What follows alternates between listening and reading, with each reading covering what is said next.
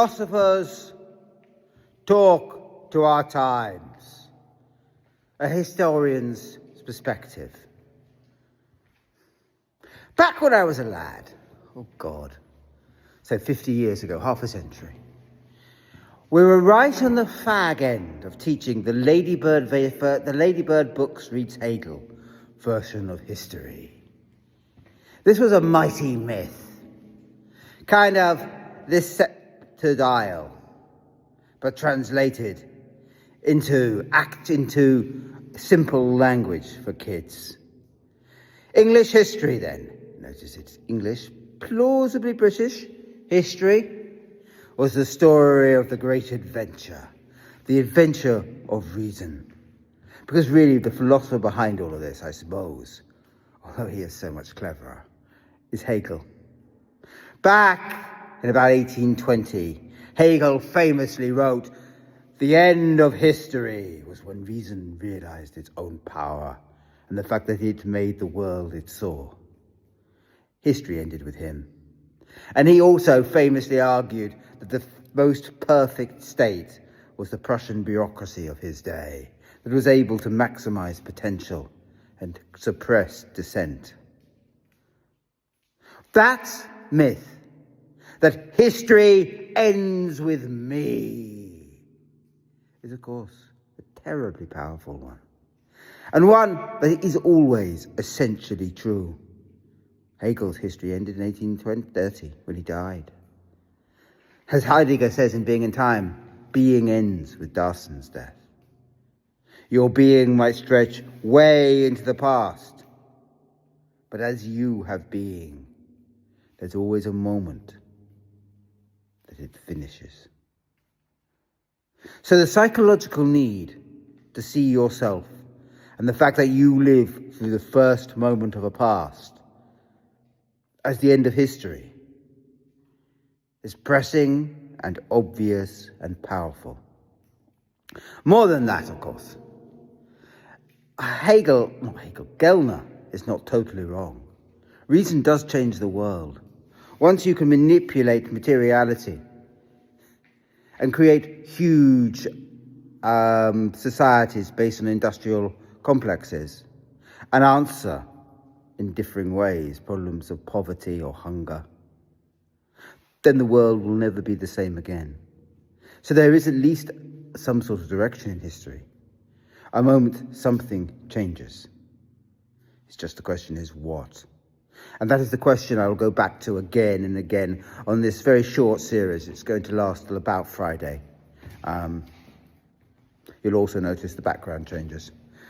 But the problem then of history, of the boy's own adventure, what are called Whig history. This is the history of my childhood, as I said. The history I was brought up with. It was the idea that the British Empire was a great enlightening force, that it had conquered the world for the world's own good, bringing railways, bringing parliamentary democracy.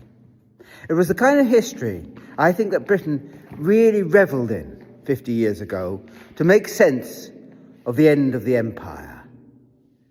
So this was a sort of freedom that united the West and created a narrative in which it must win. It is the sort of history, I think it goes without saying, that Michael Gove was brought up with. That in his heart of poisoned hearts, he would have liked to enforce all children still to learn. That many people lament. But of course, as with all histories that want to see the end, as Hegel saw it, with them and their reason and their friends and their mates. Any history that simply recounts a story about how we emerged will forget everybody else. And so it was so. The Whig version of history that would pick up and get excited at times like Queen Elizabeth I or Henry VIII, how robustious, and would then see through the emergence of parliamentary democracy in the 17th century. Not the endless study for religion, but a story of the emergence of freedom. The idea that this new middle class was somehow more representative of the general people, and wanted to be so, and was aware. And then through the Hanoverian monarchy, the emergence of parliamentary democracy, as this was a necessarily good thing, as this was the point in which reason was coming out, reaching its apotheosis with the constitutional monarchy of, and then empire of Victoria and beyond. It is a fine tale, as long as you forget. As long as you forget what Britain did in India, how it smashed one of the most ancient cultures with one of the most efficient food destructions, and replaced it with what? The great famines of the 1870s, 80s and 90s, a famine that Churchill remembered and wanted to use as a policy in the Second World War. As long as you remember the squalid fights for resources, as long as you remember the enslavement of Africa and the destruction of the Amerindians. Oh yes, that narrative history that puts the West at the apex and glorifies it, and always makes it speak the truth, and the truth of humanity is convenient for us, and yet so flawed. And of course, in a world of many polar points, we live in its utter ruin.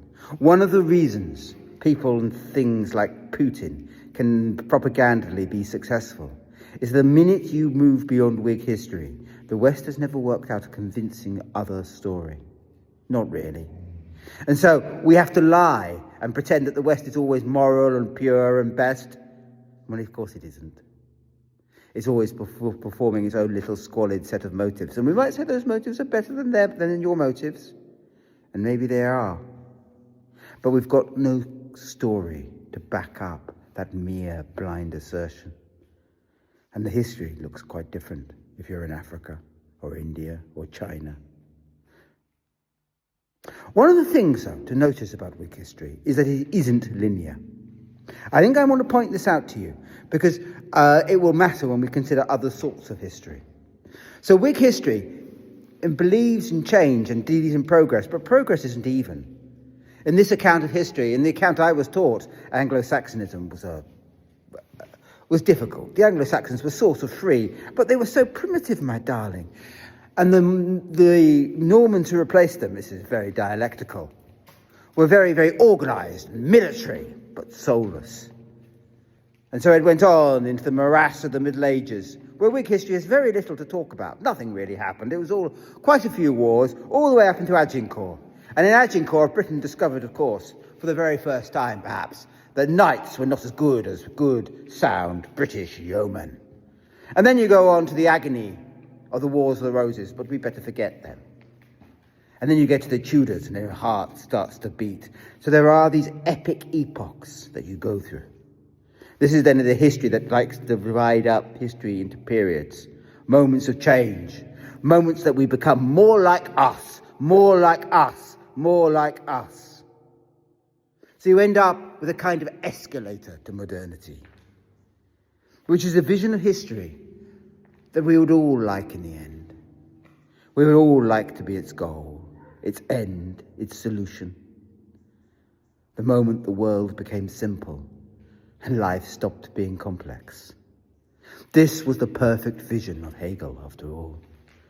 What delight to live in the end of history. What delight to live then in the perfect nation states of Fukuyama, where everything is peace, and we're already practically in Star Trek without knowing it. Oh, gee whiz. The problem, of course, with Whig history is that it is only possible to tell that story if you ignore all the other stories. And in the end, all the other stories, all the effects of progress, the effect of the mechanization that Marx absolutely lauded. It is wrong to think that Marx was an enemy of capitalism. In many ways, he was its most twisted friend. He just didn't think it was the end of history.